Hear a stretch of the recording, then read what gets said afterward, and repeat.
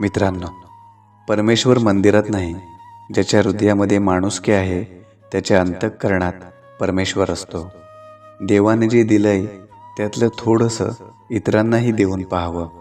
देव होता नाही आलं तरी माणूस होऊन पाहावं, माणसासाठी जगावं. आपल्यामुळे एखाद्याच्या चेहऱ्यावर आलेला आनंद पाहणं यासारखं सुख काहीच नाही. सुख आणि दुःख या दोन गोष्टी अशा आहेत की ज्या दिल्यानेच भेटतात. मग कोणाला काय द्यायचं आहे हे आपणच ठरवावं. काय काय सांभाळायचं आहे हे कळणं जसं आवश्यक असतं, तसंच काय काय सोडून द्यायचं आहे हे कळणं हे अति आवश्यक आहे. म्हणून जीवनाचा प्रवास करतानाही आवश्यक तेवढंच सामान बरोबर घ्या, म्हणजे जीवनाचा प्रवास सुखाचा होईल.